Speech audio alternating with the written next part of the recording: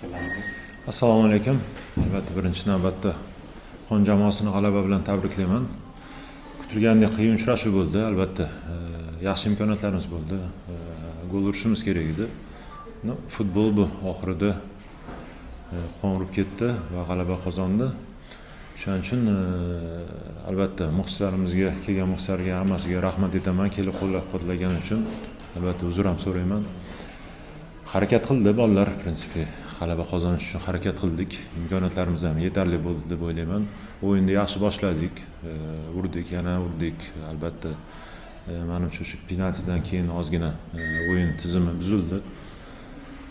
Lekin unga qaramasdan menimcha ikkinchi bo'limda ham yaxshi imkoniyatlarimiz bo'ldi. Gol urishimiz kerak edi. Qolgani qaraymiz endi oldimizga qarab. Oldimizda uchrashuvlar ko'p. Bundan ham to'g'ri xulosa chiqaramiz. Futbolda bo'lib turadi, lekin har bir futbolchi menimcha bugun maydonda yaxshi harakat qildi. Borini berishdi. Rahmat. O'zi bu o'yinga ko'p yo'qotishlarimiz bor edi. 6 ta yo'qotishimiz bor edi. O'zi Jigriyani ham travmasi bor edi, prosta kerak bo'lsa chiqadi deb qildik. Mirsaidov, Kati ham napadachi Paxtakordan keyin uchalasi ham travma dedi. O'zi bundan oldin Ali G'iyosov, Dilshod Komilov ham travmada o'zi tamom 5-6 ta asosiy futbolchilarimiz jarohati bor. Bugun yordam qila olmadi. Umuman olganda endi bu futbol necha, menimcha boshqa futbolchilar ham chiqib yaxshi harakat qildi. Zaxiradan chiqqanlar ham menimcha yaxshi qo'shildi. Endi albatta u qanaqadir bo'lmasa u agar na penalti na gol urmaganimizda menimcha yaxshi ketaverdik. Menimcha imkoniyatlarimiz ham temp ham yaxshi edi. O'sha penalti masalasida albatta biz urdik, qayerdadir splash bo'ldi, keyin atmen bo'ldi, penalti qo'ydi. Ularga bu narsa qo'l keldi. Futbol bo'lib turadi.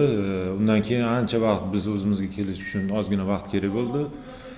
Xon jamoasini ham yaxshi jamoa. Undan oldingi o'yinlarda ham ko'rib chiqdik.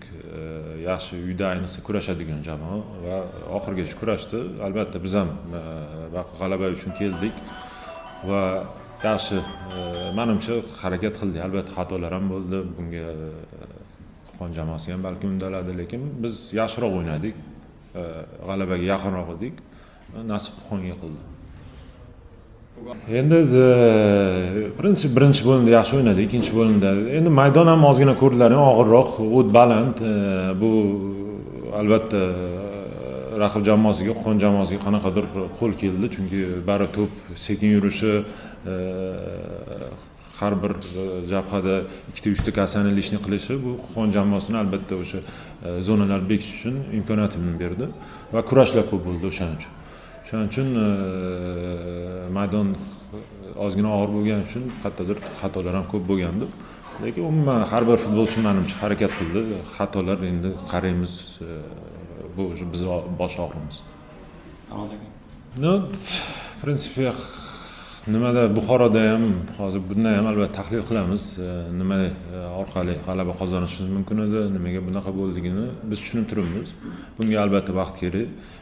O'ylaymanki keyingi uchrashuvlarda bundan xatolar qilmaymiz va yo'qotishlar ko'p edi, rezerv yo'q edi.